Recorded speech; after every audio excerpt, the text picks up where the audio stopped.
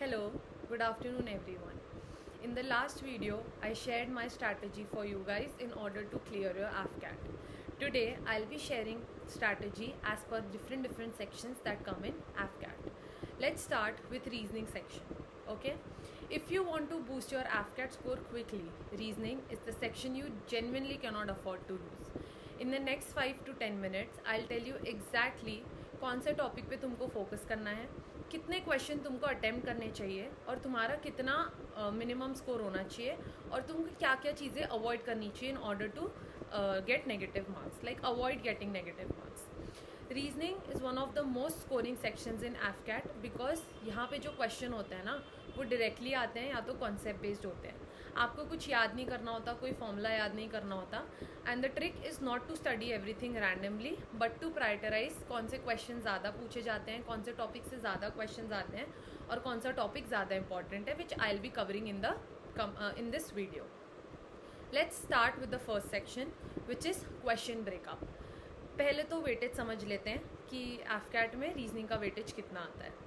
Reasoning generally has around 20 to 25 question which means approximately around 60 to 75 marks come from reasoning itself. तुम समझ रहे हो, पिछले attempt में कट ऑफ ही 80 गई है टेक वालों की. तो अगर तुम पूरा रीजनिंग कर रहे हो, सही से कर रहे हो, 100% एक्यूरेसी तो नहीं होती, चलो 90% भी एक्यूरेसी से कर रहे हो, तो तुम्हारे 3/4 से भी ज़्यादा मार्क्स तुम्हारे रीजनिंग में ही बन जाएंगे itself, which is very easy to score. Okay, so this section can be a game changer definitely because compared to cons यहाँ पे जो टाइम लगता है in order to solve a question that is also less.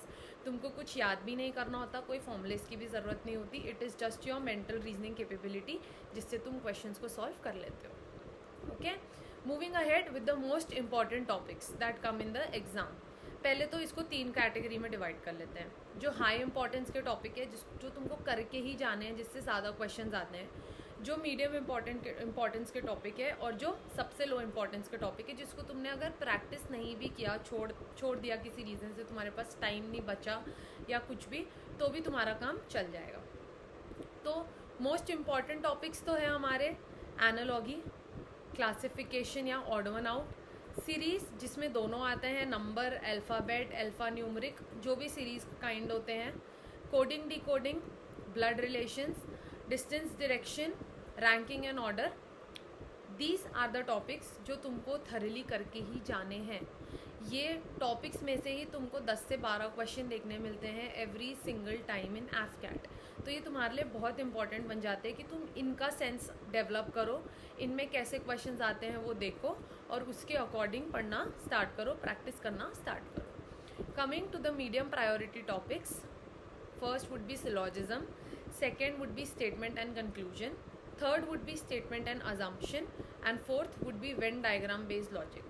So basically जो Venn diagram वाला जो topic होता है और सिलॉजिज्म वाला जो टॉपिक होता है उसको कोर प्रैक्टिस की ज़रूरत पड़ती है.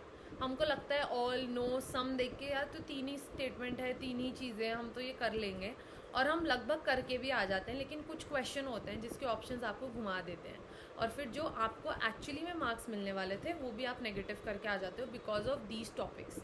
ओके, तो इट बिकम्स वेरी इसेंशियल कि तुम इनको रेगुलरली प्रैक्टिस करो, क्योंकि वेन डायग्राम से भी एक क्वेश्चन पक्का आता है.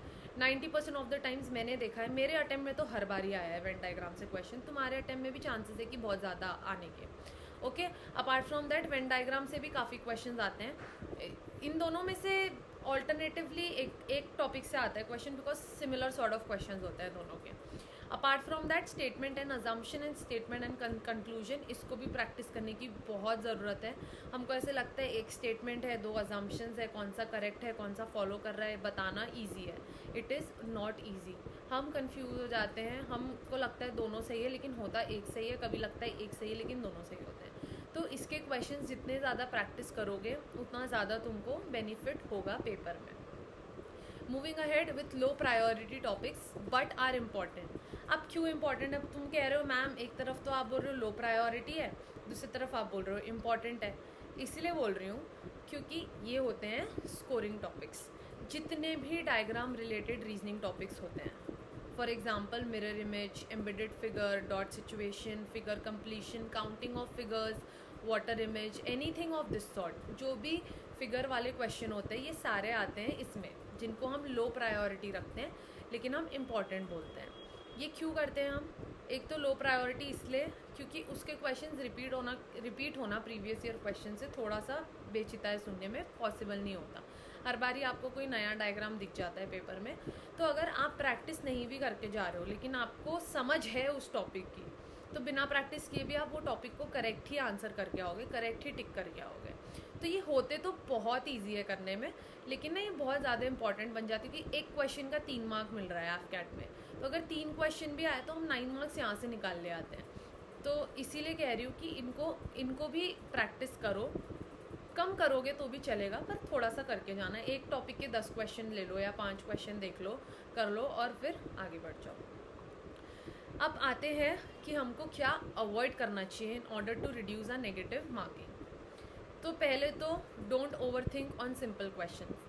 ये होती है ह्यूमन साइकोलॉजी। मैं हर बार ही बोलती हूँ कि असेसर बहुत स्मार्ट होता है, वो क्या करता है तुमको 10 हार्ड क्वेश्चन दे देगा जिसमें तुम्हारा 1-1 मिनट लग रहा है, 1.5 मिनट लग रहा है, 2 मिनट लग रहा है सॉल्व करने के लिए, और फिर एक इतना इजी क्वेश्चन आएगा जिसको तुम 10 सेकंड में सॉल्व करके ख़त्म कर दोगे।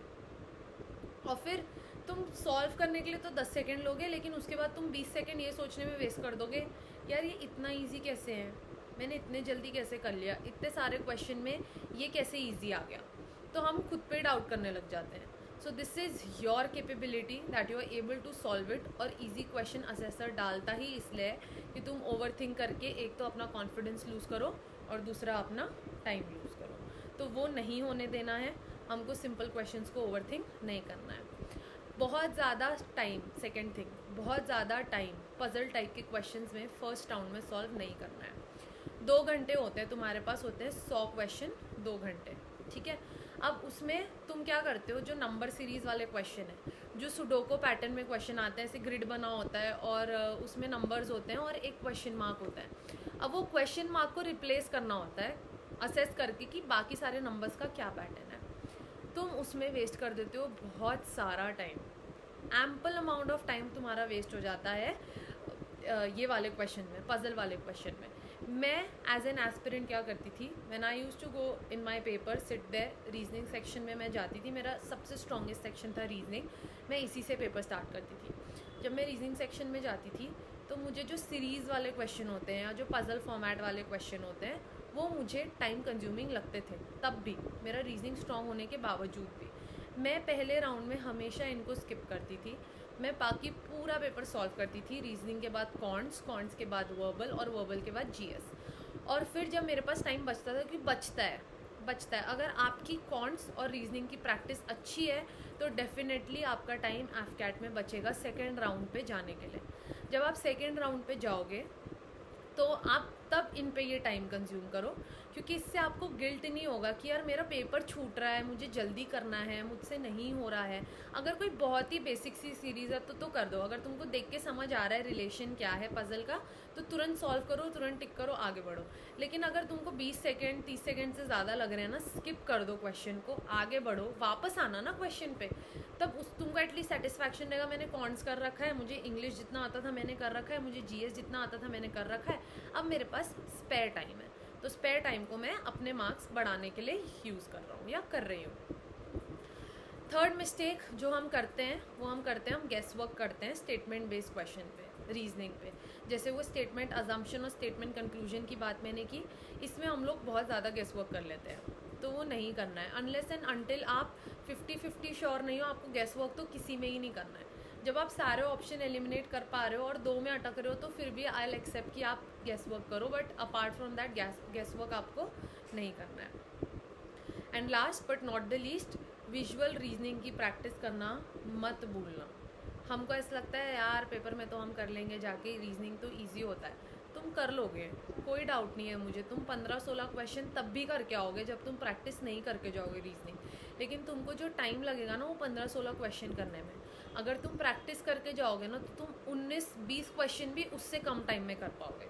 यही डिफरेंस होता है रीजनिंग में। रीजनिंग चल सबकी जाती है, वहाँ पेपर में सबका दिमाग चल जाता है। रीजनिंग में सबको पैटर्न्स दिख जाते हैं, सबको समझ आ जाता है, क्योंकि होती इंग्लिश ही है। इंग्लिश में ही हमको थोड़ा सा बस लॉजिक लगाना होता है, तो हम समझ सब जाता है। लेकिन अनफॉर्चुनेटली जो टाइम होता है वो ज़्यादा लग जाता है अगर हम प्रैक्टिस नहीं करके जा रहे हैं। तो इट बिकम्स वेरी इंपॉर्टेंट कि तुम प्लीज़ विजुअल रीजनिंग के क्वेश्चंस प्रैक्टिस करो। ज़्यादा मत करो अगर तुम्हारी रीजनिंग स्ट्रांग है, बट करो। एग्जाम्पल देती हूँ, अगर तुमने नंबर सीरीज़ का एक क्वेश्चन है, ठीक है, उसमें एक पैटर्न है जिसमें है द नंबर इटसेल्फ का square minus the number itself. मतलब अगर मैं बोल रही हूँ कि सीरीज़ है 2, 6 और 12, अब बच्चे को क्या लगेगा, 2 + 4 6, 6 + 6 12, और डैश में आएगा 12 + 8 विच इज़ 20। लेकिन वो हो जाएगा तुम्हारा गलत। मैंने सीरीज़ दी है, 2 का स्क्वायर होता है 4, 4 - 2 होता है 2, 3 का स्क्वायर होता है 9, 9 - 3 होता है 6, 4 का स्क्वायर होता है 16, 16 - 4 होता है 12। तो मैं तुमसे एक्सपेक्ट कर रही हूँ कि तुम 5 का स्क्वायर निकालोगे 25, 25 - 5 करोगे तो आएगा 20। अब यहाँ पे तुम्हारा बैठ गया लॉजिक, पर ज़रूरी नहीं सेम आंसर आ गया दोनों बारी में, but it is not mandatory कि दोनों बारी में सेम आंसर आएगा। कभी कभी लॉजिक अलग होते हैं। तो मैं इसलिए तुमको एग्जाम्पल दे रही हूँ और समझा रही हूँ कि वहाँ जाके ना तुम सिर्फ प्लस माइनस डिवाइड करते रह जाते हो, जबकि पैटर्न कुछ अलग ही होता है। अब तुमको कैसे पता चलेगा क्या क्या पैटर्न आ सकता है? जब तुम प्रीवियस ईयर क्वेश्चन देखोगे, जब तुम क्वेश्चन प्रैक्टिस करोगे, तो तुमको इजीली समझ आ जाएगा कि ये पैटर्न भी हो सकता है, ऐसा भी क्वेश्चन हो सकता है, ये वाला भी ट्रिक यूज़ हो सकती है।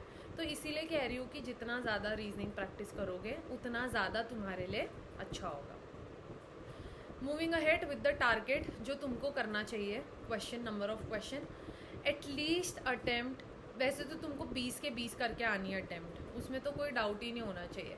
लेकिन अगर तुमको नहीं आ रही है तो तुमको कम से कम 18 क्वेश्चंस अटेम्प्ट करने हैं उतने टाइम में जितने में तुम 15 या 16 कर पा रहे हो। Okay, and apart from that तुम्हारी एक्यूरेसी भी 85 to 90% होनी चाहिए। तभी ही होगा कि तुम 3/4 से ज़्यादा मार्क्स एक ही सेक्शन से ले आ रहे हो। जो टेक वाले हैं, तुम समझ रहे हो 80 में से अगर 60 मार्क्स के क्वेश्चन सिर्फ रीजनिंग के आ रहे हैं और तुम्हारी रीजनिंग बहुत तगड़ी है, तुम्हारे 60 मार्क्स रीजनिंग में बन जा रहे हैं, तो तुमको 20 मार्क्स चाहिए, कहीं से भी ले आओ इधर उधर से। कॉन्ट्स के 4 क्वेश्चन सॉल्व कर लो। जीएस का तुम जब जनरल नॉलेज बढ़ाते हो, करंट अफेयर्स पढ़ते हो, तो उसमें से 10 क्वेश्चन आ जाते हैं करंट अफेयर्स से रिलेटेड, डिफेंस न्यूज़ से रिलेटेड, डिफेंस वाली एक्सरसाइजेज से रिलेटेड, तो तुम्हारे तो वही मार्क्स बन जाएंगे, तुम्हारा कट ऑफ ऐसे ही निकल जाएगा। The last piece of advice that I would like to give you would be practice previous year questions thoroughly. Reasoning improve होती है विद पैटर्न रिकॉग्नाइजेशन, और जब तुम समझ जाते हो क्वेश्चन डिमांड क्या कर रहा है तुमसे, कैसे कैसे डिमांड कर सकता है, तुम्हारा दिमाग अपने आप स्टिमुलस वर्क करता है उस चीज़ को और निकाल लेता है। जब मैंने स्टार्ट किया था मैं भी यही गलती करती थी, मैं प्रीवियस ईयर क्वेश्चंस नहीं देखती थी। जब मुझे समझ आया, जैसे नंबर सीरीज़ का मैंने एग्जांपल दिया कि ऐसा भी पैटर्न आ सकता है, तब मुझे समझ आया कि इट बिकम्स वेरी इंपॉर्टेंट कि हम रूट्स में जाके देखें कि कैसे कैसे क्वेश्चन आते हैं और एग्जामिनर हमसे कैसे कैसे पैटर्न की डिमांड रखता है। So for this video I would like to conclude this video. If you are satisfied with this video, do follow, share and subscribe for more such videos. In the next upcoming videos I'll be making strategies on cons, verbal and general awareness. Thank you and all the best for your preparation.